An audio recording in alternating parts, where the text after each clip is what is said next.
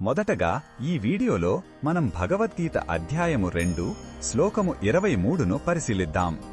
రెండవ అధ్యాయమైన సాంఖ్యయోగంలో శ్రీకృష్ణుడు అర్జునుడి దుఃఖాన్ని పోగొట్టడానికి ఆత్మ యొక్క శాశ్వత స్వభావం గురించి వివరిస్తున్నాడు. ఈ శ్లోకం ఆత్మ యొక్క నాశనరహిత తత్వాన్ని మరింత స్పష్టం చేస్తుంది. మొదటగా ఈ పవిత్ర శ్లోకాన్ని భక్తితో విందాం. నైనం చిందంతి శస్త్రాని నైనం దహతి పావకః నచైనం క్లేదయంత్యాపో నశోషయతి మారుతః. ఈ శ్లోకం అర్థమేమిటంటే ఈ ఆత్మను ఏ శస్త్రాలు ఖండించలేవు, అగ్ని దానిని దహించలేదు, నీరు దానిని తడపలేదు, మరియు గాలి దానిని ఆరబెట్టలేదు.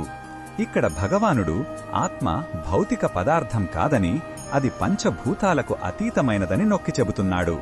మన శరీరం నశించినా లోపల ఉన్న ఆత్మ ఎప్పటికీ శాశ్వతంగా ఉంటుందని ఇది మనకు భరోసా ఇస్తుంది. ఈ శ్లోకంలో ఉన్న భావం మనకు ఏమి చెబుతుందంటే, మరణం మరియు నష్టం పట్ల మనకున్న భయాన్ని ఇది తొలగిస్తుంది. మన నిజ స్వరూపం ఈ శరీరం కాదని, మనం నాశనం లేని శాశ్వతమైన ఆత్మలమని గ్రహించినప్పుడు జీవితంలోని కష్టనష్టాలను చూసి మనం భయపడం. ఇది మనకు అపారమైన అంతర్గత ధైర్యాన్ని, ప్రశాంతతను ఇస్తుంది. ఈ బోధనను మన దైనందిన జీవితంలో ఎలా ఉపయోగించుకోవచ్చంటే, మనం మనల్ని లేదా ఇతరులను ఈ భౌతిక శరీరంతో గుర్తించడం మానేయాలి.